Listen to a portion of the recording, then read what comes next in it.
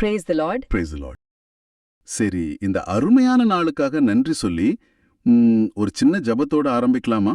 எங்களை அன்பு செய்யும் எங்கள் தந்தையே, இந்த கிறிஸ்து பிறப்பு பெருவிழாவின் இரவில் உம்முடைய திருமகனின் பிறப்பை தியானிக்க எங்களுக்கு அளித்த இந்த நல்ல வாய்ப்பிற்காக உமக்கு நன்றி கூறுகிறோம். நாங்கள் தியானிக்கப் போகும் இந்த இறை வார்த்தைகள் எங்கள் உள்ளத்தில் ஆழமாக பதியவும் அதன்படி வாழவும் எங்களுக்கு வரம் தாரும். இந்த மன்றாட்டை எங்கள் சகோதரராகிய இயேசுவின் பெயரில் முன் வைக்கிறோம் அப்பா. ஆமென். இன்னைக்கு நாம கிறிஸ்து பிறப்பு பெருவிழாவோட 20 திருப்பலி வாசகங்களை பத்தி கொஞ்சம் ஆழமா பார்க்க போறோம். ஆமா, ரொம்ப முக்கியமான வாசகங்கள். ஆமா, அதோட ஆன்மாவை புரிஞ்சுக்க. ஒரு சின்ன ஸ்டோரியோட ஆரம்பிக்கலாமா? கண்டிப்பா, சொல்லுங்க. ஒரு சின்ன கிராமம், அங்க பல வருஷமா வறட்சி, மக்கள் மொத்தமா நம்பிக்கை இழந்துட்டாங்க. பயிரெல்லாம் கருகி நிலம் வெடிச்சு போயிருக்கு. அப்படி ஒரு சூழல். அப்போ ஒரு நாள் ராத்திரி திடீர்னு ஒரு மெல்லிய சாரல் மழை பெய்ய ஆரம்பிக்குது. ஆஹா! அந்த முதல் துளியோட வாசனை, அந்த முதல் குளிர் காத்து, அது அந்த மக்களோட இதயத்துல ஒரு பெரிய நம்பிக்கையை விதைச்சது. புரியுது.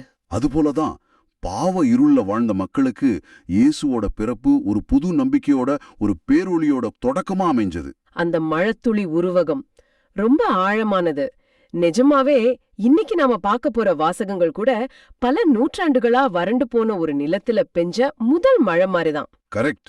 அதாவது இறைவாக்கினர் எசையா, புனித பவுல், அப்புறம் புனித லூக்கா, இவங்களோட வாசகங்கள் எல்லாம் வேற வேற காலத்துல வேற வேற ஆட்களால எழுதப்பட்டது. ஆனா எல்லாம் ஒன்னோட ஒண்ணு இணைஞ்சிருக்கு. அதான் ஒரு பெரிய பசில் மாதிரி. ஒவ்வொரு வாசகமும் ஒரு துண்டு. எல்லாத்தையும் சேர்க்கும் போதுதான் அந்த முழு சித்திரமும் நமக்கு கிடைக்கும். சரி, அப்போ துண்டிலிருந்து ஆரம்பிக்கலாம். வாசகம் இறைவாக்கினர் ஏசாயா புத்தகத்திலிருந்து வருது. அதிகாரம் 9, இறைவார்த்தைகள் 2 முதல் 4, அப்புறம் 6 முதல் 7 வரை. இந்த வாசகம் விரக்தியோட உச்சத்துல ஒரு அரசியல் ஆன்மீக இருள வாழ்ந்த மக்களுக்கு ஒரு மாபெரும் மீட்பரோட வருகைய முன்னறிவிக்குது. ஆமா, இந்த ஆழமான அலசல்ல அந்த மக்கள் இருந்த இருள் எவ்வளோ கொடியது, அதுல இருந்து அவங்கள மீட்க ஆண்டவர் கொடுக்கிற வாக்குறுதி எவ்வளோ பிரகாசமானது, அந்த எல்லா வாக்குறுதிகளும் எப்படி ஒரு குழந்தையோட பிறப்புல மையமாகுதுன்னு விரிவாக பார்க்கலாம். சரி, அந்த இருள்ல இருந்தே ஆரம்பிக்கலாமே. வாசகத்தோட முதல் வரியே நம்மள அந்த சூழலுக்குள்ள இழுத்துட்டு போகுது. ஆமா, காரிருளில் நடந்து வந்த மக்கள் பேரொளியை கண்டார்கள். சாவின் நிழல் சூழ்ந்த நாட்டில் குடிபோர் மேல் சுடர் ஒளி உதித்துள்ளது. இந்த வார்த்தைகளை கேட்கும் போதே ஒரு மாதிரி இருக்குல்ல? ஆமா, சாதாரணமா இருள்னு சொல்லல, காரிருள், அப்புறம் சாவின் நிழல் சூழ்ந்த நாடுன்னு சொல்றாங்க. அந்த மக்கள் எந்த அளவுக்கு ஒரு நம்பிக்கையற்ற சூழல்ல வாழ்ந்திருப்பாங்க. நிச்சயமா. இங்க இருள்ங்கிறது வெறும் சூரிய ஒளி இல்லாத இரவு கிடையாது. அது ஒரு ஆழமான உருவகம். வரலாற்று ரீதியா பார்த்தா எசாயா இறைவாக்குரை சார்ந்த காலகட்டத்துல இஸ்ரேலோட வடக்கு பகுதிகள், அதாவது செபுலோன், நப்தலி போன்ற இடங்கள் அசீரிய பேரரசோட கொடிய படையெடுப்பால சிதைஞ்சு போயிருந்தது. மக்கள் கொல்லப்பட்டாங்க, நாடு கடத்தப்பட்டாங்க. அது ஒரு பயங்கரமான அரசியல் இருள். அப்போ அது ஒரு அந்நிய ஆதிக்கத்துக்கு கீழே இருந்த வேதனை. அது மட்டும் இல்ல, அதை விட ஆழமான ஒரு ஆன்மீக இருளும் இருந்துச்சு. மக்கள் ஆண்டவரை விட்டு விலகி பொய் தெய்வங்களை வழிபட ஆரம்பிச்சாங்க. சமூகத்துல நீதி இல்ல, ஏழைகள் ஒடுக்கப்பட்டாங்க. அப்போ ஆண்டவரே தங்களை கைவிட்டுட்டாரோன்னு நினைச்சிருப்பாங்க. அதேதான், அந்த ஆன்மீக வறட்சி தான் சாவின் நிழல் சூழ்ந்த நாடுன்னு சொல்ற அளவுக்கு அவங்கள கொண்டு போச்சு. எதிர்காலத்தை பத்தி எந்த பிடிப்பும் இல்லாத ஒரு நிலை. அப்படிப்பட்ட ஒரு சூழல்ல பேரொழிங்கிற வார்த்தை எவ்வளோ பெரிய தாக்கத்தை ஏற்படுத்தியிருக்கோம். மிக முக்கியமான கேள்வி. இருள் எவ்வளவு அடர்த்தியா இருக்கோ அந்த அளவுக்கு வெளிச்சத்தோட தேவை அதிகமா இருக்கும். ஆமா, ஒரு சின்ன மெழுகுவர்த்தி அங்க பத்தாது. அவங்களோட அரசியல், சமூக, ஆன்மீக பிரச்சனைகள் அவ்வளவு பெருசு. அதை நீக்க கடவுள்கிட்ட இருந்து நேரடியா வர்ற ஒரு பேரொளி, ஒரு தெய்வீக மீட்பு தேவைப்பட்டது. அது அவங்க வாழ்க்கையே மாத்த போற ஒரு நிகழ்வு. சரி, அந்த பேரொளி வந்ததும் மக்களோட மனநிலை எப்படி மாறுதுன்னு அடுத்த இறைவார்த்தை ரொம்ப அழகா சொல்லுது. ஆமா, ஆண்டவரே, அந்த இனத்தார பழுகி பெருகச் செய்தீர், அவர்களது மகிழ்ச்சியை மிகுதிப்படுத்தினீர். அதோட அந்த மகிழ்ச்சி எப்படிப்பட்டதுன்னு 2 அழகான உதாரணமும் இருக்கு. ஆமா, ஒன்னு அறுவடை நாள்ல வர்ற மகிழ்ச்சி, இன்னொன்னு போரில் கிடைச்ச கொள்ளை பொருளை பங்கிடும்போது வர்ற மகிழ்ச்சி. இந்த 2 உதாரணங்களும் சும்மா சொல்லப்படல, ரொம்ப கவனமா தேர்ந்தெடுக்கப்பட்டது. அறுவடை நாள் மகிழ்ச்சினா என்ன? மாச கணக்கா உழைச்சதுக்கு பலன் கிடைக்கிற ஒரு திருப்தி. கரெக்ட். வியர்வை சிந்தி பலன் கிடைக்குமா கிடைக்காதான்னு கவலையோட காத்திருந்த ஒரு விவசாயிக்கு தன் உழைப்போட பலனை அறுவடை செய்யும்போது வர்ற திருப்தி. அது செழிப்போட, கடவுளோட ஆசீர்வாதத்தோட நேரடி அடையாளம். வாழ்வாதாரம் உறுதிப்படுத்தப்பட்ட மகிழ்ச்சி. சரி, அடுத்தது கொள்ளை பொருளை பங்கிடும் மகிழ்ச்சி. இது கொஞ்சம் வன்முறையா தோணுதே. அப்படி தோணலாம், ஆனா அதுக்கு பின்னாடி ஆழமான அர்த்தம் இருக்கு. அன்றைய சூழல்ல கொள்ளை பொருளை பங்கிடுவதுனா எதிரிகளை ஜெயிச்ச கொண்டாட்டம். ஆமா, தங்களை அடிமைப்படுத்தி ஒடுக்கிய எதிரிகளை ஒரு வாழ்வா சாவா போராட்டத்துல ஜெயிச்ச பிறகு கிடைக்கிற விடுதலையோட கொண்டாட்டம். இனி நாங்க அடிமைகள் இல்ல, நாங்க வெற்றியாளர்கள்னு சொல்ற ஆனந்தம். அப்போ இந்த ரெண்டு மகிழ்ச்சியுமே போராட்டத்துக்கு பிறகு கிடைக்கிற பெரிய வெற்றிகளை குறிக்குது. மிகச்சரியா சொன்னீங்க. இது வெறும் சிரிப்பு இல்ல, இது விடுதலை மற்றும் செழிப்பின் மகிழ்ச்சி. பல வருஷமா ஒடுக்குமுறையிலையும் பஞ்சத்திலையும் வாடின மக்களுக்கு கடவுளே இந்த விடுதலையை தரும்போது வர்ற பேரானந்தம் அது. வாசகத்துல கூட நீர் மிகுதிப்படுத்தினீர்னு வருது இல்லையா? அதேதான், இந்த மகிழ்ச்சியோட ஊற்றே ஆண்டவர்தான்னு அங்க அடிக்கோடிட்டு காட்டப்படுது. இந்த விடுதலையை இன்னும் ஆழமா புரிய வைக்கிற மாதிரி அடுத்த இறைவார்த்தை இருக்கு. மிதியான் நாட்டில் செய்தது போல அவர்கள் சுமையாக கொண்டிருந்த நுகத்தை நீர் உடைத்தெறிந்தீர். நுகம், தடி, கொடுங்கோல் எல்லாமே அடிமைத்தனத்தோட சின்னங்கள். உண்மைதான். நுகம்னா என்ன? மாடுகளோட கழுத்துல வச்சு அதோட சுதந்திரத்தை பறிச்சு வேலை வாங்குற கருவி. அது தாங்க முடியாத சுமையையும் அடிமைத்தனத்தையும் குறிக்குது. தடி, கொடுங்கோல் எல்லாமே அதிகார வர்க்கம் மக்களை ஒடுக்கிறத குறிக்குது. இங்க இறைவாக்கினர் என்ன சொல்றாருன்னா, ஆண்டவர் அதை வெறுமனே அகற்றுவார்னு சொல்லல, உடைத்து தகர்த்து ஓடி தெரிவார்னு சொல்றாரு. ஆமா, இது ஒரு முழுமையான தெய்வீக விடுதலைய காட்டுது. இதுல மிதியான் நாட்டில் செய்தது போலன்னு ஒரு ஒப்பீடு வருது. அது என்ன நிகழ்வு? இதுதான் அந்த இறைவாக்கோட ஆணிவேர்னு சொல்லலாம். நீதித்தலைவர்கள் நூல்ல கிதியோன்கிற ஒரு நீதித்தலைவரோட நிகழ்வு வரும். ஓ ஆமா. அப்போ மிதியானியர்கள்னு ஒரு பெரிய படை இஸ்ரேல் மக்களை ஒடுக்கிட்டு இருந்தாங்க. ஆண்டவர் என்ன செஞ்சாருன்னா, லட்சக்கணக்கான வீரர்களை கொண்ட அந்த படைய வெறும் 300 வீரர்களை மட்டும் வச்சு கிதியோனை தோற்கடிக்க வச்சாரு. அப்படியா? அந்த வெற்றி மனுஷ பலத்தால கிடைச்சதில்ல, முழுக்க முழுக்க கடவுளோட அற்புத சக்தியால நடந்தது. ஓ, இந்த விடுதலையும் படை பலத்தாலேயோ அரசியல் தந்திரத்தாலேயோ நடக்காது. மாறா கடவுளோட அசாத்தியமான வல்லமையால மட்டும்தான் நடக்கும்னு மக்களுக்கு ஒரு ஆழமான நம்பிக்கையை ஊட்டுது. ஆக இவ்ளோ பெரிய ஒளி, இவ்ளோ ஆழமான மகிழ்ச்சி, அப்புறம் மனித சக்தியால சாத்தியமில்லாத ஒரு விடுதலை, இது எல்லாத்துக்கும் காரணம் என்ன? அதுதான் இந்த வாசகத்தோட உச்சகட்டம். 6வது இறைவார்த்தை. ஏனெனில் ஒரு குழந்தை நமக்கு பிறந்துள்ளார், ஓர் ஆண்மகவு நமக்கு தரப்பட்டுள்ளார். எல்லா நம்பிக்கையும் ஒரு குழந்தையில இருக்கு. ஒரு மாவீரன் வருவார்னு சொல்லாம ஒரு குழந்தை பிறக்கும்னு சொல்றது ஆச்சரியமா இருக்கு. இதுதான் இந்த இறைவாக்கோட தனித்துவமே. உலகத்தோட பார்வையில சக்திங்கிறது படைபலம், அதிகாரம், செல்வம். ஆனா கடவுளோட வழிமுறைகள் எவ்வளவு வித்தியாசமானது பாருங்க. ஆமா, ஒரு பெரிய பேரரச கொடிய ஆயுதங்களை உடைக்க போறது ஒரு குழந்தை. அந்த குழந்தையோட பிறப்பு தான் இருளை நீக்கி ஒளிய கொண்டு வரப்போகுது. அதோட அந்த குழந்தைக்கு கொடுத்திருக்கிற பெயர்களை பாருங்க, ஒவ்வொன்னும் ஒரு பட்டப்பேர் மாதிரி. வியத்தகு ஆலோசகர், வலிமை மிக இறைவன், என்றும் உள்ள தந்தை, அமைதியின் அரசர். நிச்சயமா இந்த பெயர்களை ஒவ்வொன்னா பார்க்கலாம். முதல்ல வியத்தகு ஆலோசகர். அதாவது இவரோட ஆலோசனை மனித ஞானத்தை தாண்டினது. அது தெய்வீக ஞானம். இவரோட ஆலோசனைகள் வியப்பத் தரும், மனுஷ அறிவிட்டு எட்டாத தீர்வுகளை கொடுக்கும். சரி, அடுத்து வலிமை மிக இறைவன். ஒரு குழந்தைய போய் இறைவன்னு சொல்றது அந்த காலத்துல ரொம்ப அதிர்ச்சிகரமான ஒரு விஷயமா இருந்திருக்குமே. இதுதான் ரொம்ப புரட்சிகரமான இறைவாக்கு. மத்த நாட்டு அரசர்கள் தங்களை தெய்வங்களோட மகன்கள்னு சொல்லிக்கிட்டாங்க. ஆனா எசாயாவோ பிறக்க போற இந்த மீட்பர் வெறும் மனித அரசர் இல்ல, அவர் கடவுளோட வலிமையையும் தெய்வீக இயல்பையும் கொண்டவர்னு இந்த பெயர் மூலமா அறிவிக்கிறாரு. வருபவர் கடவுளாகவே இருப்பார்னு பல நூற்றாண்டுகளுக்கு முன்னாடியே சொல்லப்பட்டிருக்கு. ஆமா, அது அவங்களோட எல்லா எதிர்பார்ப்புகளையும் தாண்டின ஒரு வாக்குறுதி. அடுத்தது என்றும் உள்ள தந்தை.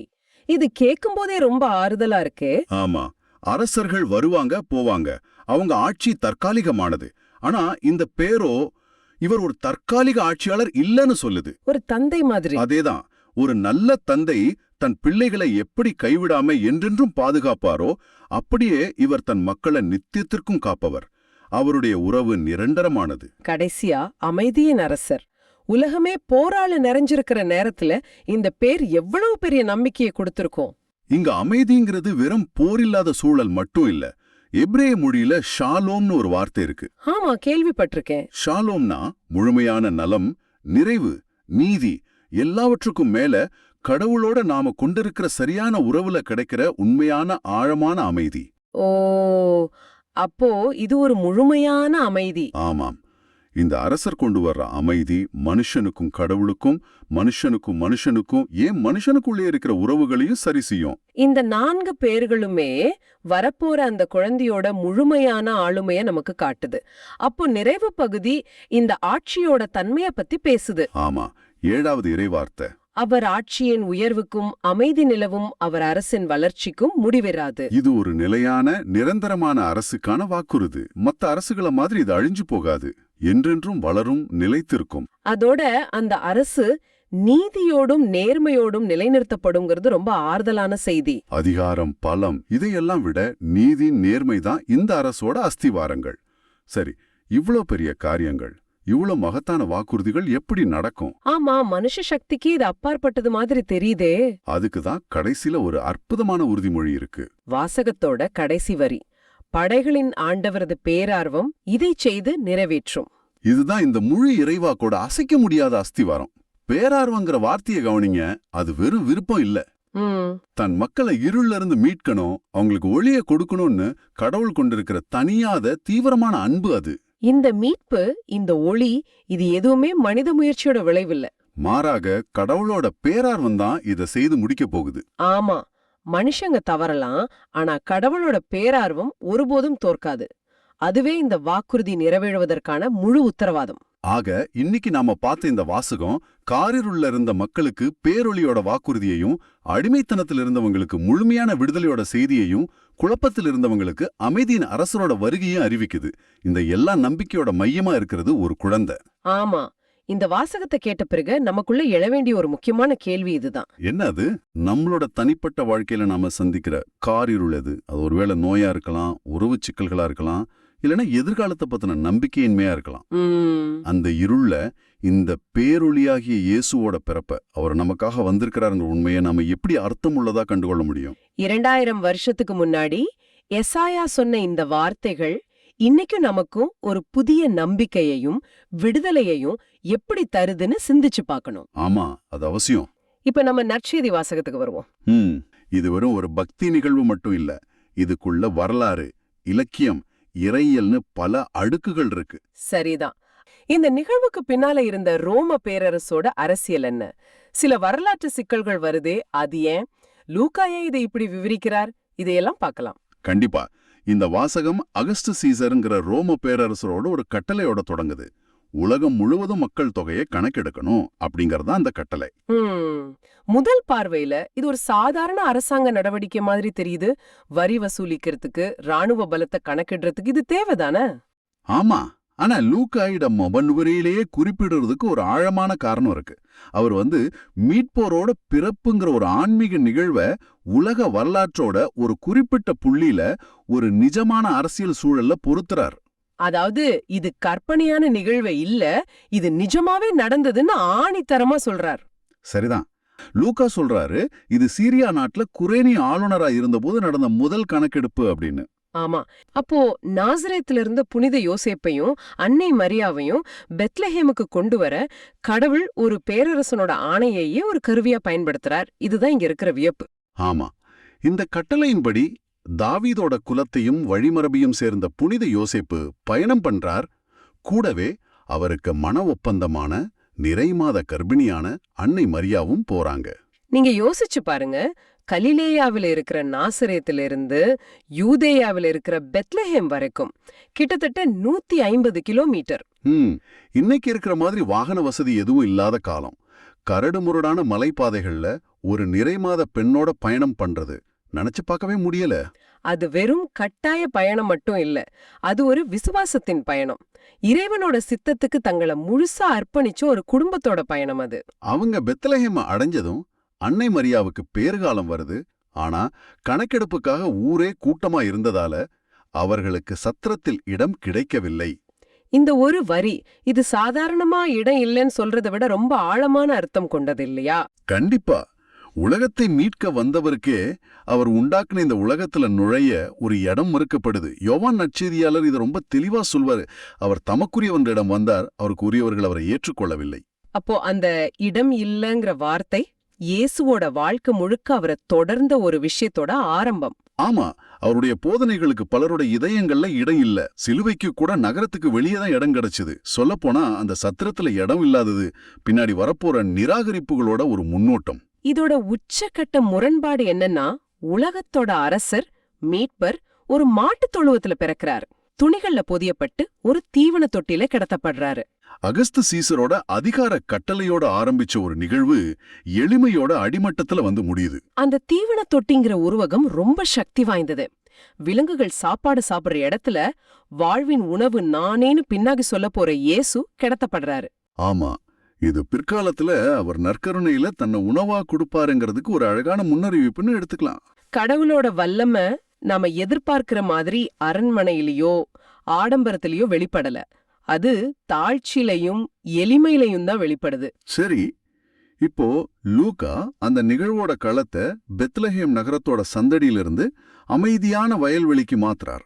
அங்க ராத்திரியில தங்களோட ஆட்டு மந்தைய காவல் காத்துக்கிட்டு இருந்த இடையர்கள் இருக்காங்க. இதுவும் லூக்காவோட ஒரு முக்கியமான இறையியல் பார்வைன்னு நினைக்கிறேன். ஆமா, ஏன்னா முதல் நூற்றாண்டுல இடையர்கள் சமூகத்துல ரொம்ப தாழ்ந்த நிலையில பார்க்கப்பட்டாங்க. பெரும்பாலும் ஏழைகள், படிப்பறிவு இல்லாதவங்க. அவங்களோட சாட்சியத்தை நீதிமன்றத்துல கூட ஏத்துக்க மாட்டாங்க. அப்போ மனித குல வரலாற்றிலேயே இவ்வளவு முக்கியமான ஒரு நற்செய்தி ஏன் முதல்ல இந்த எளிய இடையர்களுக்கு அறிவிக்கப்படணும்? எருசலேம் ஆலயத்தில் இருந்த தலைமை குருக்களுக்கோ ஏரோது அரசனுக்கோ இல்லையா சொல்லிருக்கணும்? இங்கதான் கடவுளோட ராஜ்யத்தோட தர்க்கமே தலைகீழா இருக்கு. மனித சமூகம் யார முக்கியம்னு நினைக்குதோ அவங்கள கடவுள் தேர்ந்தெடுக்கிறது இல்ல. உலகம் யார நிராகரிக்குதோ. ஆமா, உலகம் யார நிராகரிக்குதோ, யார ஓரங்கட்டி வைக்குதோ அவங்களதான் கடவுள் தன்னோட திட்டத்தோட முதல் சாட்சிகளை தேர்ந்தெடுக்கிறாரு. இதுதான் லூக்கா நற்செய்தியோட மைய கருத்து. கடவுள் ஏழைகளின் பக்கம் இருக்கிறார், தாழ்ந்தவர்களை உயர்த்துகிறார். அந்த இடையர்கள் வேலையில இருந்தப்போ திடீர்னு ஆண்டவரோட தூதர் அவங்களுக்கு தோன்றார். ஆண்டவரோட மாட்சி அவங்கள சூழ்ந்து ஒளிர்ந்ததும் அவங்க ரொம்ப பயந்துடுறாங்க. அது ஒரு இயல்பான ஒரு எதிர்வினைதான். விண்ணகத்தோட அந்த பிரகாசத்தை பார்க்கும்போது மனிதர்களுக்கு ஒருவித பயபக்தி வருது இயல்பு. ஆனா வானதூதர் சொல்றார், அஞ்சாதீர்கள். ஆமா, இதோ எல்லா மக்களுக்கும் பெரும் மகிழ்ச்சியூட்டும் நற்செய்தியே உங்களுக்கு அறிவிக்கிறேன். அந்த வார்த்தைகளை நீங்க கவனிக்கணும். எல்லா மக்களுக்கும். இந்த நற்செய்தி யூதர்களுக்கும் மட்டும் இல்ல, இஸ்ரேலுங்கிற எல்லையை தாண்டி எல்லா மனிதர்களுக்கானதுன்னு லூக்கா இங்க தெளிவுபடுத்துறார். அதுக்கப்புறம், இன்று ஆண்டவராகிய மெசியா என்னும் மீட்பர் உங்களுக்காக தாவீதின் ஊரில் பிறந்திருக்கிறார் அப்படின்னு அறிவிக்கிறார். அந்த மெசியாங்கிற வார்த்தை ரொம்ப முக்கியம் இல்லையா? மிக மிக முக்கியம். மெசியான்னா அருள் பொழிவு பெற்றவர். யூத மக்கள் தங்களை ரோமர்கிட்ட இருந்து விடுவிக்க போற ஒரு அரசியல் தலைவரை தான் மெசியாவை எதிர்பார்த்துட்டு இருந்தாங்க. ஆனா வானதூதர் சொல்ற மெசியா வேற மாதிரி இருக்கார். அதை உறுதிப்படுத்துற மாதிரி தான் வானதூதர் கொடுக்கிற அடையாளம் இருக்கு. குழந்தைய துணிகளில் சுற்றி தீவன தொட்டியில் கிடத்தியிருப்பதை காண்பீர்கள். இதுதான் அடையாளம். யோசிச்சு பாருங்க, ஒரு ராஜாவை அடையாளம் காட்டணும்னா கிரீடம், அரண்மனைன்னு சொல்லுவாங்க. ஆனா இங்க மீட்பரை கண்டுபிடிக்கிறதுக்கான அடையாளம் தாழ்ச்சியோட உச்சம், ஒரு தீவன தொட்டி. இந்த எளிமையான அடையாளம் அந்த இடையர்களுக்கு ரொம்ப சுலபமா புரியும். கடவுளோட ராஜ்யம் அதிகாரத்தோட சின்னங்கள்ல இல்ல, எளிமையோட அடையாளங்கள்ல தான் இருக்குன்னு விண்ணகம் அவங்களுக்கு கத்துக் கொடுக்குது. அந்த ஒரு வானதூதர் பேசி முடிச்சதும் திடீர்னு விண்ணக தூதர்களோட ஒரு பெரிய படையே தோன்றுது. கடவுளை போற்றி புகழ்றாங்க. ஆமா, விண்ணகமே பூமிக்கு இறங்கி வந்த மாதிரி ஒரு காட்சி அது. அவங்க எல்லாரும் சேர்ந்து ஒரு பாடலை பாடுறாங்க. உன்னதத்தில் கடவுளுக்கு மாட்சி உண்டாகுக, உலகில் அவருக்கு உகந்தோருக்கு அமைதி உண்டாகுக. இந்த 2 வரிகளும் கிறிஸ்மஸ் செய்தியோட சாராம்சம். இந்த வரிகளை நாம் அன்னைக்கு ரோம பேரரசோட சூழலோட ஒப்பிட்டு பார்க்கணும். அகஸ்து சீசரோட காலத்தை பாக்ஸ் ரொமானா, யானி ரோமின் அமைதின்னு சொல்லுவாங்க. ஆமா, போர்களை முடிவுக்கு கொண்டு வந்த ஒரு காலம். ஆனா அந்த அமைதி வாழ்முனையிலையும் அடக்குமுறையிலும் நிலைநிறுத்தப்பட்ட ஒரு அமைதி. வானதூதர்கள் பாடுற அமைதி வேற, அது கடவுள்கிட்ட இருந்து வர்றது. ரொம்ப அருமையான ஒப்பீடு. வானதூதர்களோட பாடல் 2 பகுதியா இருக்கு. முதல்ல உன்னதத்தில் கடவுளுக்கு மாட்சி உண்டாகுக, கடவுளுக்கு உரிய இடத்தை நாம கொடுக்கும்போதுதான். இரண்டாவது பகுதி சாத்தியமாகுது, உலகில் அவருக்கு உகந்தோருக்கு அமைதி உண்டாகுக. சரிதான், மனிதன் தன்னை முன்னிறுத்தும் போதுதான் உலகத்துல குழப்பம், போரெல்லாம் வருது. கடவுளுக்கு மாட்சி செலுத்தப்படும் போது உண்மையான அமைதி பிறக்குது. இந்த அமைதிங்கிறது சண்டையில்லாத நிலை மட்டும் இல்ல, அது ஷலோம்ங்கிற எபிரேய வார்த்தை சொல்ற மாதிரி ஒரு முழுமையான நலம், சமாதானம், நிறைவு. அப்போ இந்த முழு நிகழ்வையும் நாம திரும்பி பார்க்கும்போது லூக்கா எவ்ளோ அழகா பல அடுக்குகளை ஒன்னா கோர்க்கிறாருன்னு புரியுதே. ஆமா, ஒரு பேரரசனோட அரசியல் கட்டளை, ஒரு ஏழை குடும்பத்தோட பயணம், இடம் கிடைக்காத நிராகரிப்பு, இடையர்களுக்கு கிடைச்ச முதல் அறிவிப்பு. விண்ணகமும் மண்ணகமும் இணையற அந்த பாடல், இப்படி தொடர்பே இல்லாத மாதிரி தெரியற நிகழ்வுகள் எல்லாம் சேர்ந்து மீட்பு வரலாறு எப்படி தொடங்குதுன்னு சொல்லுது. மனிதர்களோட திட்டங்களையும் உலகத்தோட அதிகாரங்களையும் தாண்டி இறைவனோட திட்டம் செயல்படுதுங்கிறதுக்கு இது ஒரு மிகச்சிறந்த எடுத்துக்காட்டு. உலக வரலாற்றிலேயே மிக முக்கியமான ஒரு நிகழ்வோட முதல் அறிவிப்பு அதிகாரத்துல இருந்தவங்களுக்கு போகல. வயல்வெளியில குளிர்ல தன்னோட அன்றாட வேலையை செஞ்சுகிட்டு இருந்த இடையர்களுக்கு கிடைச்சது. இன்னைக்கு நம்ம வாழ்க்கையில நம்ம அன்றாட பணிகளுக்கு நடுவுல நாம சந்திக்கிற சாதாரண நிகழ்வுகள் வழியாவும் நம்ம எதிர்பார்க்காத எளிய மனிதர்கள் மூலமாவும் இறைவன் நமக்கு என்ன நற்செய்தியை சொல்ல விரும்புறாருன்னு யோசிச்சு பார்க்க இந்த நிகழ்வு நம்ம அழைக்குது. கண்டிப்பா நம்ம அவசரமான வாழ்க்கையில இறைவனோட அந்த மெல்லிய குரலை கேட்க நமக்கு நேரம் இருக்கா, இல்ல உலகத்தோட சத்தத்துல அதை இழந்துடுறோமா? எசாயாவோட இறைவாக்கு லூக்காவோட நற்செய்தியில நிறைவேறியது. இது ஒரு வரலாற்று நிகழ்வு. ஆனா 2000 வருஷத்துக்கு அப்புறம் இன்னைக்கு கிறிஸ்துமஸ் கொண்டாடுற நமக்கு இதோட அர்த்தம் என்ன?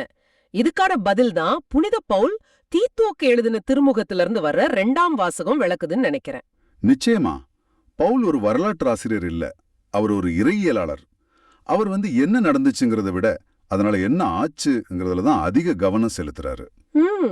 தீத்து அதிகாரம் 2 வசனங்கள் 11 முதல் 14 வரை. ஆமா, கடவுளோட அருள் எப்படி ஒரு சாதாரண கல்லா இருக்கிற நம்மள தனக்குரிய புனித மக்களா மாத்துதுங்கிறத இந்த வாசகம் ரொம்ப அழகா விளக்குது. வாங்க இந்த வாசகத்தை இன்னும் கொஞ்சம் ஆழமா பார்க்கலாம். சரி, அப்போ 11வது வசனத்திலிருந்து ஆரம்பிக்கலாமா? அது சொல்லுது, மனிதர் அனைவருக்கும் மீட்பு அருளும் கடவுளின் அருள் வெளிப்பட்டுள்ளது. இந்த ஒரு வரியிலேயே கிறிஸ்துமஸோட மொத்த செய்தியும் அடங்கியிருக்கு. ஆமா, குறிப்பா அந்த வார்த்தைகள் மனிதர் அனைவருக்கும். இது எவ்வளவு ஒரு புரட்சிகரமான வார்த்தை இல்லையா? நிச்சயமா. இன்னைக்கு நமக்கு அது ஒரு சாதாரண விஷயமா தெரியலாம். ஆனா புனித பவுல் வாழ்ந்த காலத்தை கொஞ்சம் யோசிச்சு பாருங்களேன். ரோம சாம்ராஜ்யம். ஆமா, சமூகம் பல பிரிவுகளா பிரிஞ்சிருந்தது. யூதர்கள், கிரேக்கர்கள், அடிமைகள், சுதந்திரமானவர்கள்னு. மீட்புங்கிறது யூதர்களுக்கு மட்டும்தான் ஒரு ஆழமான நம்பிக்கை இருந்துச்சு. அந்த மாதிரி ஒரு சூழல்ல இல்ல கடவுளோட அருள் எல்லாருக்கும்னு சொல்றது ஒரு பெரிய அதிர்வலையை ஏற்படுத்தியிருக்கும். அது மட்டும் இல்ல, அருள் வெறிப்பட்டுள்ளது அப்படிங்கிற வார்த்தையும் ரொம்ப முக்கியம். அருள் இருக்கிறதுன்னு மட்டும் சொல்லல. கரெக்ட், வெளிப்பட்டுள்ளது. இதுல ஒரு செயல்பாடு இருக்கு. அதாவது அந்த அருள் சும்மா இல்ல, அது ஒரு உருளும் எடுத்திருக்கு. குழந்தை இயேசுவா? அதேதான். கடவுளோட அன்பும் அருளும் வெறும் ஒரு கருத்தா இல்லாம இயேசுங்கிற ஒரு குழந்தையா நம்ம பார்க்கக்கூடிய தொடக்கூடிய ஒரு வடிவத்துல இந்த உலகத்துக்கு வந்திருக்கு. அதுதான் கிறிஸ்துமஸ். அருமை. அப்ப இந்த அருள் வெளிப்பட்டுடுச்சு. சரி, அடுத்து என்ன? அதனால நம்ம வாழ்க்கையில என்ன நடக்குது? அதுக்கு 12வது வசனம் பதில் சொல்லுது. அது சொல்லுது, நாம் இறைப்பற்று இன்மையையும் உலக சார்ந்த தீய நாட்டங்களையும் மறுத்து வாழ இவ்வருளால் பயிற்சி பெறுகிறோம்னு. ஓ, அப்போ இந்த அருள் ஒரு பயிற்சியாளர் மாதிரி, ஒரு பர்சனல் ட்ரெய்னர் மாதிரி. சரியா சொன்னீங்க. அது நம்ம கிட்ட சரி, உங்ககிட்ட இந்த தேவையற்ற பழக்கங்கள்லாம் இருக்கு, வா அதையெல்லாம் நீக்கிடலான்னு சொல்லி நமக்கு உதவி செய்யுது. இதுல பவுல் யாருக்கு இதை எழுதுறாருங்கிறதையும் நம்ம பார்க்கணும் இல்லையா? ஆமா, கிரேத்தா தீவுல இருந்த தீத்துவுக்கு எழுதுறாரு. அந்த கிரேத்தா தீவு மக்கள் பத்தி பவுல அதிகாரத்துல சொல்லியிருப்பாரு. கிரேத்தர்கள் எப்போதும் பொய்யர்கள், கொடிய விலங்குகள், சோம்பேறி பெருவயிரர்கள்னு ஒரு பழமொழிய கூட மேற்கோள் காட்டுவாரு. ஆமா, அப்ப யோசிச்சு பாருங்க, பவுல் இங்க ஏதோ பொதுவான தத்துவத்தை பேசல, ரொம்ப சவாலான ஒரு கலாச்சாரத்துல வாழற மக்களுக்கு இதை எழுதுறார். உங்க சமூகத்துல இந்த மாதிரி தீய நாட்டங்கள் இருக்கறான், ஆனா கடவுளோட அருள் அதையெல்லாம் மாத்தும்னு ஒரு நம்பிக்கை கொடுக்கறாரு. நிச்சயமா, அதை மறுத்து வாழ அந்த அருள் உங்களுக்கு பயிற்சி தரும்னு சொல்றாரு. சரி, மறுப்பது ஒரு பக்கம், ஆனா எப்படி வாழ்றது? அதே வசனம் சொல்லுது, கட்டுப்பாட்டுடனும் நேர்மையுடனும் இறைப்பற்றுடனும் இம்மையில் வாழ. இந்த 3 வார்த்தைகளும் நம்ம வாழ்க்கையோட 3 உறவு நிலைகளை காட்டுற மாதிரி இருக்கு. எப்படின்னு சொல்லுங்களேன். கட்டுப்பாடுங்கிறது நமக்கு கூடவே இருக்கிற உறவு. நம்ம ஆசைகள், கோபம், வார்த்தைகள் இதையெல்லாம் கட்டுப்படுத்துறது. சரி. நேர்மைங்கிறது நமக்கு மத்தவங்களோட இருக்கிற உறவு. நம்ம தொழில்ல, குடும்பத்துல, நட்புல உண்மையா இருக்கிறது. ஓகே. அப்புறம் இறைப்பற்று, அது நமக்கும் கடவுளுக்கும் உள்ள உறவு. ஜபம், தியானம் மூலமா அந்த உறவை ஆழப்படுத்துறது. அருமையான விளக்கம். அப்போ அந்த அருள் இந்த 3 நிலைகள்லயும் நம்மள செதுக்குது. ஆமா, அந்த செதுக்குற வேலை சில சமயம் வலிக்கலாம். நம்ம கெட்ட பழக்கங்களை விடுறது ஒன்னும் சுலபம் இல்ல. ஆனா அந்த மாற்றத்துக்கு இந்த அருள் நமக்கு உதவுது. சரி, இவ்ளோ கஷ்டப்பட்டு கட்டுப்பாட்டோட வாழ்றதுக்கு நோக்கம் என்ன? நம்ம பயணம் எதை நோக்கி இருக்கு? அதுக்குதான் 13வது வசனம் பதில் சொல்லுது. அதுதான் நம்மளோட உந்து சக்தி. ஆமா, மகிழ்ச்சியோட எதிர்நோக்கி இருக்கும் பேரு நிறைவுக்காக, இயேசு கிறிஸ்துவின் மாட்சி வெளிப்பட போகும் நாளுக்காக காத்திருக்கிறோம். இதுல எனக்கு ரொம்ப பிடிச்ச வார்த்தை மகிழ்ச்சியோட எதிர்நோக்குதல். நம்ம காத்திருப்பு வந்து ஒரு பயத்தோட இருக்கக்கூடாது. ஐயோ, தீர்ப்பு நாள் எப்படி இருக்குமோ அப்படிங்கிற அச்சத்தோட இல்லாம, ஆமா, ஒரு சந்தோஷமான எதிர்பார்ப்போட இருக்கணும். நிச்சயமா. முதல் வருகை ரொம்ப எளிமையா ஒரு மாட்டுத் தொழுவத்துல நடந்துச்சு. ஆனா இரண்டாம் வருகை மாட்சியோட விண்ணும் மண்ணும் புகழ நடக்க போகுது. அந்த நம்பிக்கை தான் இந்த உலகத்துல நாம நேர்மையா வாழத் தேவையான சக்தியை கொடுக்குது. அது மட்டும் இல்ல, குழந்தையா வந்த அதே இயேசுதான் மாட்சியின் அரசரா திரும்ப வரப்போறார்ங்கிற அந்த இணைப்பு ரொம்ப முக்கியம். கரெக்ட். கிறிஸ்மஸ்ல நாம பாக்குற அந்த குழந்தை இயேசுவோட எளிமையே அவரோட தெய்வீக மாட்சிமையோட ஒரு வெளிப்பாடுதான். சரி, இதெல்லாம் நடக்கிறதுக்கு ஒரு அடிப்படை காரணம் இருக்கணுமே. இந்த அருள் நமக்கு எப்படி கிடைச்சது? இந்த மீட்பு, இந்த தூய்மை, இந்த எதிர்நோக்கு, இதோட ஊற்றியது. அதுக்குதான் கடைசி வசனம் 14வது வசனம் பதில் சொல்லுது. அந்த முழு திட்டத்தோட விலை என்னன்னு அது சொல்லுது. அவர் நம்மை எல்லா நெறிகேடுகளிலிருந்தும் மீட்டு தமக்குரிய மக்களாக தூய்மைப்படுத்த தம்மையே ஒப்படைத்தார். ஆமா, இது இலவசமா கிடைக்கல. இயேசுவோட தியாகத்தால, அவர் தன்னையே கையடிச்சதால நமக்கு கிடைச்சது. அவர் தன்னை ஒப்படைச்சதுக்கு 2 நோக்கங்களை பவுல் சொல்றார்.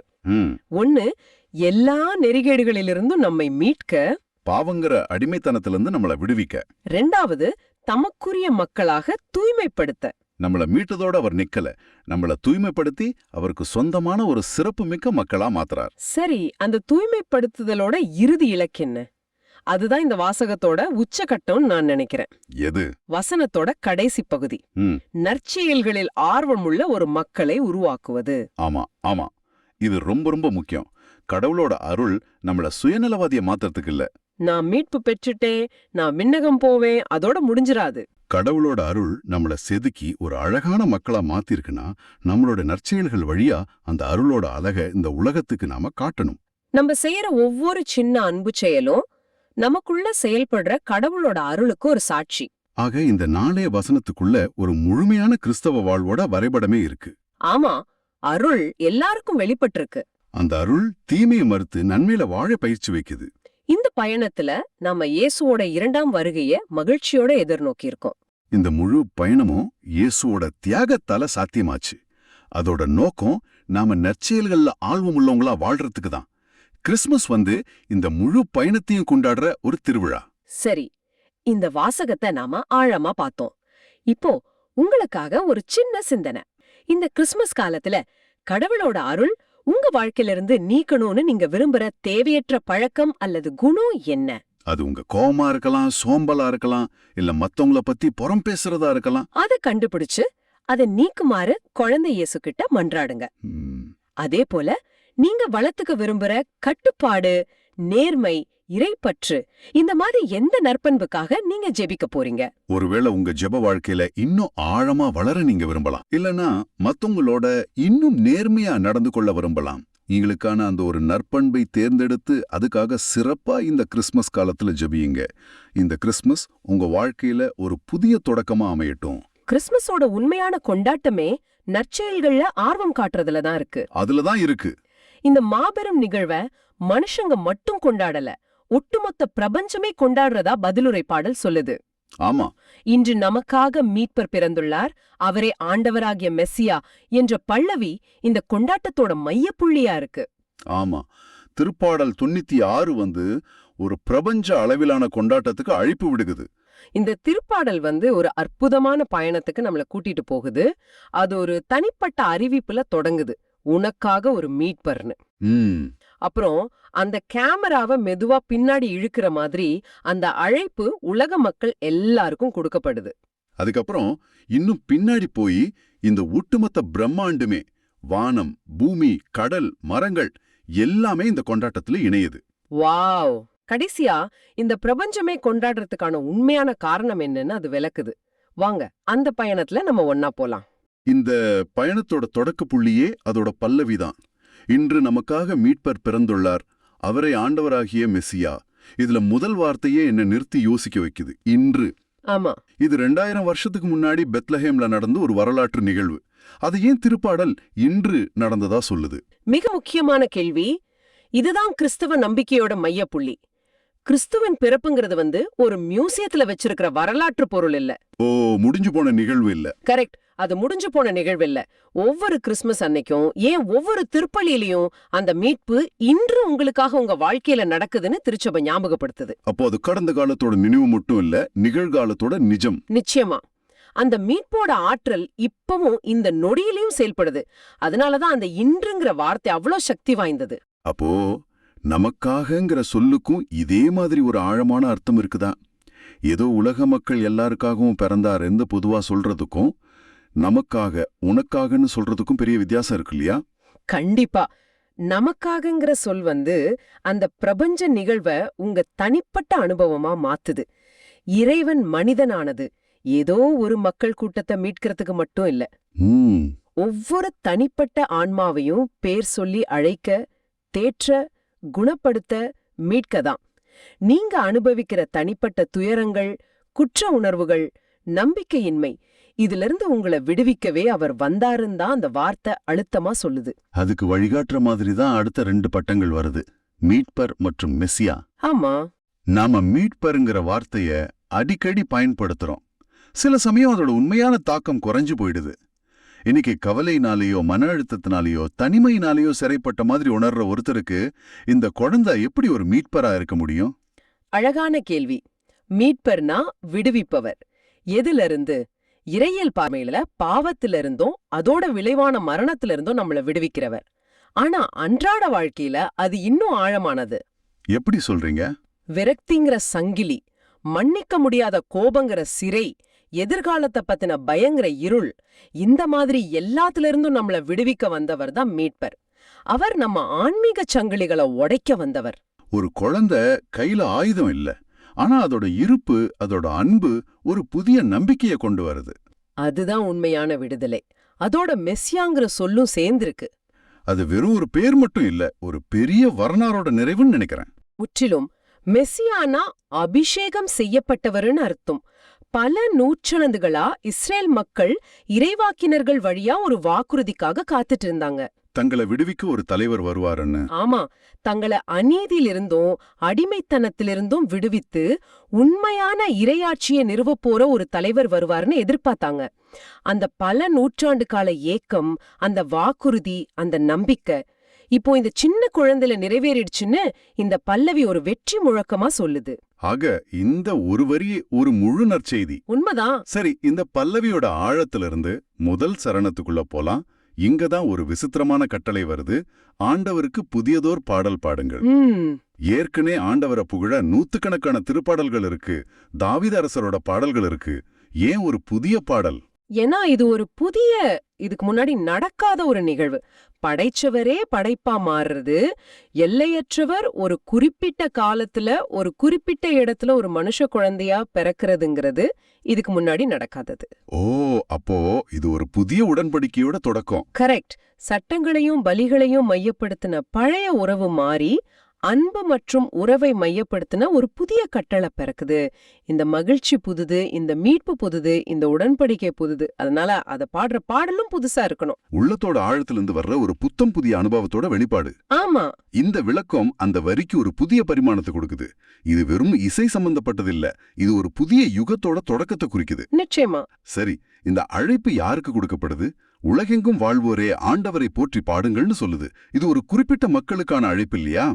இல்ல, அதுதான் இந்த நிகழ்வோட இன்னொரு புரட்சி. அது வரைக்கும் மீட்புங்கிறது இஸ்ரேல் மக்களுக்கு மட்டும் உரியதா கருதப்பட்டுச்சு.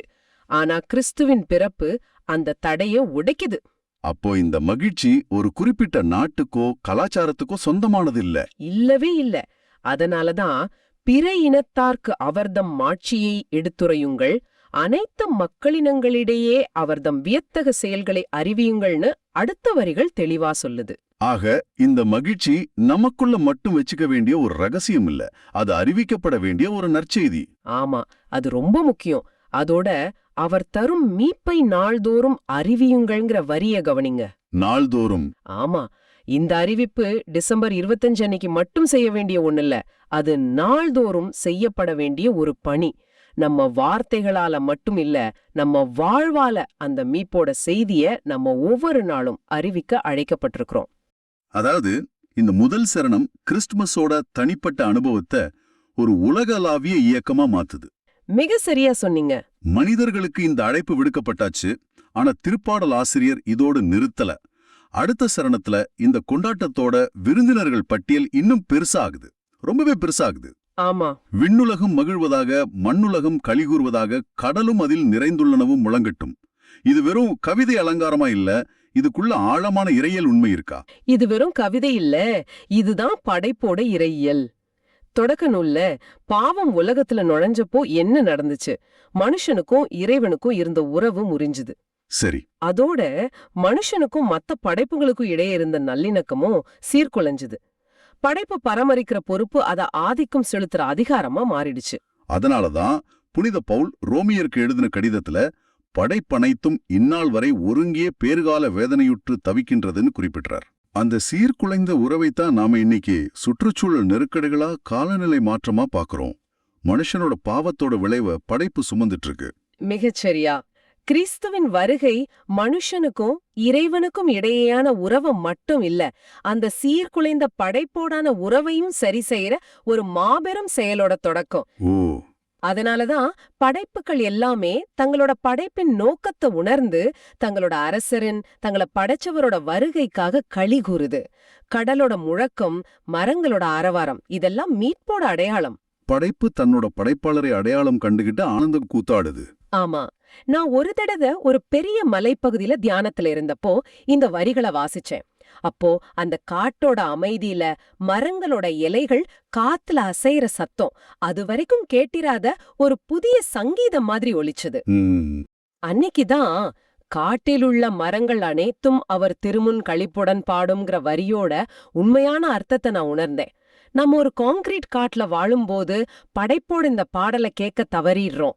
இந்த பார்வை நம்மள மனித மயவாத சிந்தனையிலிருந்து விடுவிக்குது. நாம தான் எல்லாத்துக்கும் மயங்கிற எண்ணத்திலிருந்து நாம இந்த பிரபஞ்ச பெரும் குடும்பத்தோட ஒரு பகுதி மட்டுமேங்கிற புரிதலுக்கு இது நம்மள நகர்த்துது. ஆமா, நாமும் அந்த மரங்களோடும் கடலோடும் சேர்ந்து பாடுறதுக்கு அழைக்கப்பட்டிருக்கிறோம். படைப்போட கொண்டாட்டத்துல நம்மையும் இணைச்சுக்கும் போதுதான் நம்ம கொண்டாட்டம் முழுமையடையுது. இவ்வளவு மகிழ்ச்சி, பாட்டு, பிரபஞ்சமே கொண்டாடுற ஒரு திருவிழான்னு பேசிட்டு திருப்பாடல் திடீர்னு அதோட காரணத்தை சொல்லி அவர் தீர்ப்பு வழங்க வருகிறார்னு முடியுது. ஆமா, இந்த தீர்ப்புங்கிற வார்த்தை நம்மள பலருக்கும் ஒருவித அச்சத்தை, ஒரு பதற்றத்தை ஏற்படுத்துது இல்லையா? தண்டனை, விசாரணை, கணக்கு கொடுக்கறது, இந்த மாதிரி எண்ணங்கள் தான் முதல்ல வருது. உண்மைதான், அப்படி ஒரு எண்ணம் வருது. இவ்வளவும் ஆனந்தமான ஒரு பாடல்ல இப்படி ஒரு கடுமையான வார்த்தை ஏன் வருது? இது கிறிஸ்துமஸ் செய்தியோட மிக ஆழமான ஆனா தவறா புரிஞ்சுக்கப்பட்ட ஒரு பகுதி. நம்மளோட இன்றைய காலகட்டத்துல தீர்ப்புங்கிற சொல்லுக்கு எதிர்மறையான அர்த்தம் கொடுக்கப்பட்டிருக்கு. ஆனா திருவிவிலிய பார்வையில, குறிப்பா பழைய ஏற்பாட்டுல ஆண்டவரோட தீர்ப்புங்கிறது ஒடுக்கப்பட்ட மக்களுக்கு ஒரு கொண்டாட்டமான நிகழ்வு. கொண்டாட்டமா? அது எப்படி? ஏன்னா இங்க தீர்ப்பு வழங்குதல்னா தண்டிக்கிறத குறிக்கல, அதுக்கு பதிலா எல்லாத்தையும் நேர் செய்யறத சரி செய்யறத குறிக்குது. கோணலா இருக்கிற எல்லாத்தையும் நேராக்குறது, உடைந்தத சரி செய்யறது, காயப்பட்டதை குணப்படுத்துறது, அதுதான் இங்க தீர்ப்பு. அப்படி என்றால் அநீதியால பாதிக்கப்பட்டவங்களுக்கு இது ஒரு நற்செய்தி. யாருக்கு நீதி மறுக்கப்பட்டுச்சோ அவங்களுக்கு ஆண்டவரோட தீர்ப்பு ஒரு விடுதலை செய்தி. நிச்சயமா. திருப்பாடல் ஆசிரியர் அடுத்து என்ன சொல்றாருன்னு பாருங்க. அவர் எப்படி தீர்ப்பளிப்பார்? நீதியுடன் மற்றும் உண்மையுடன். நீதியுடன் உண்மையுடன்.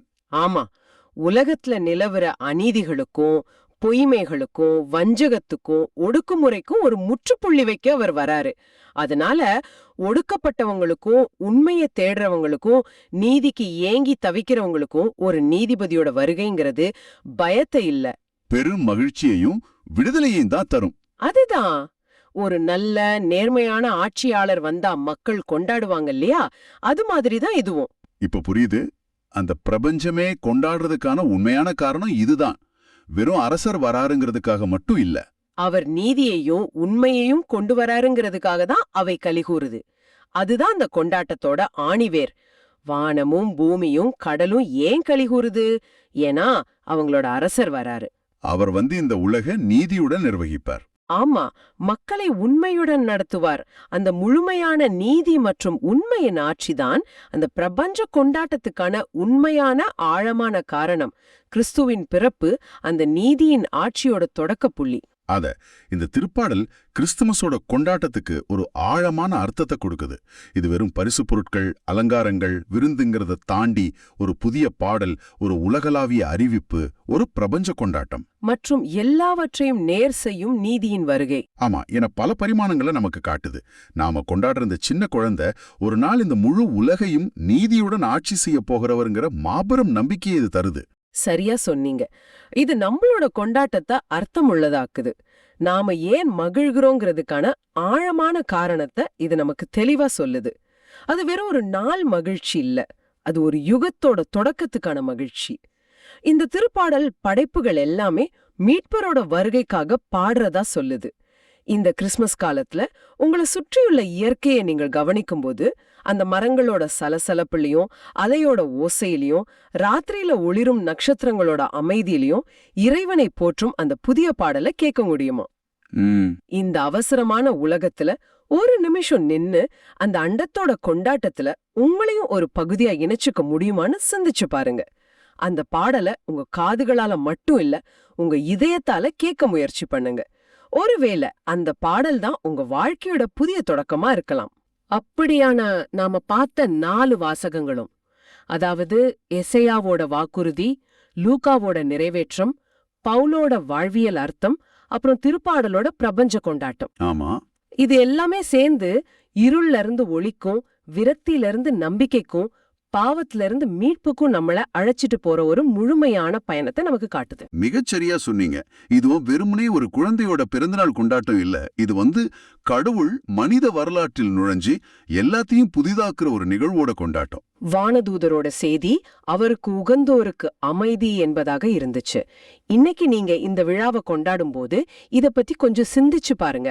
குழப்பங்கள், கவலைகள், பிரிவினைகள் நிறைஞ்ச இந்த உலகத்துல அந்த தெய்வீக அமைதியோட ஒரு கருவியாக, காரிருள்ல உதிச்ச அந்த பேரொளியின் பிரதிபலிப்பாக உங்க குடும்பத்துல, உங்க வேலையிடத்துல, உங்க வட்டத்துல நீங்க எப்படி செயல்பட முடியும்? ஆமா, இந்த ஆழமான பார்வை உங்களுக்கு பயனுள்ளதா இருந்துச்சுன்னு நினைச்சா மத்தவங்களுக்கு இந்த வீடியோவை ஷேர் பண்ணுங்க. ஆமா, நற்செய்தியின் தூதராக இறையாட்சியை எடுத்துரைங்க. நன்றி. மீண்டும் நாளை சந்திப்போம். இயேசுவுக்கே புகழ். அன்னை மரியே வாழ்க.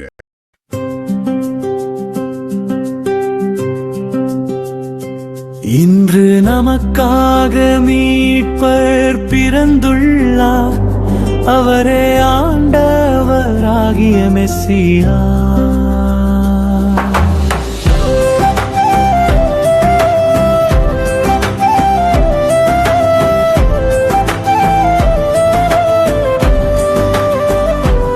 இன்று நமக்காக மீட்பர் பிறந்துள்ளார், அவரே ஆண்டவராகிய மெஸ்ஸியா. ஆண்டவருக்கு புதியதொரு பாடல் பாடுங்கள், உலகெங்கும் வாழ்வோரே. ஆண்டவரை போற்றி பாடுங்கள், ஆண்டவரை போற்றி பாடுங்கள், அவர் பெயரை வாழ்த்துங்கள். இன்று நமக்காக மீட்பர் பிறந்துள்ளார், அவரே ஆண்டவராகிய மெஸ்ஸியா. இன்று நமக்காக மீட்பர் பிறந்துள்ளார், அவரே ஆண்டவராகிய மெஸ்ஸியா.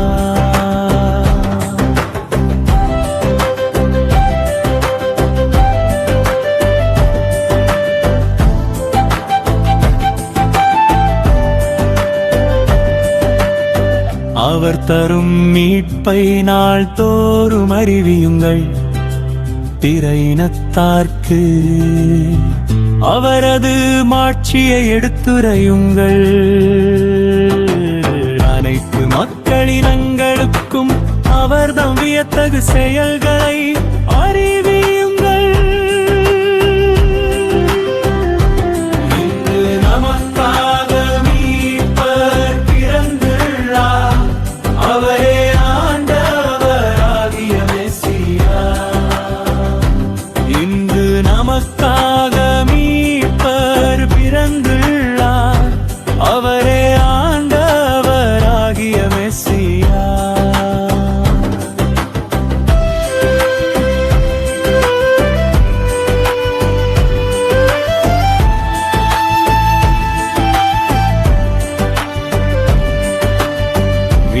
விண்ணுலகம் மகிழ்வதாக மண்ணுலகம் களி கூர்வதாக கடலும் அதில் நிறைந்துள்ள நமம் முழங்கட்டும்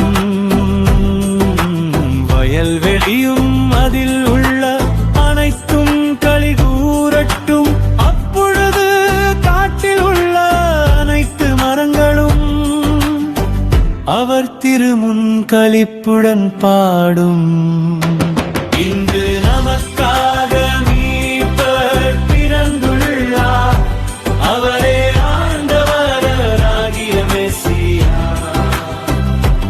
இன்று நமக்காக மீட்பர் பிறந்துள்ளார் அவரே ஆண்டவராகிய மெசியா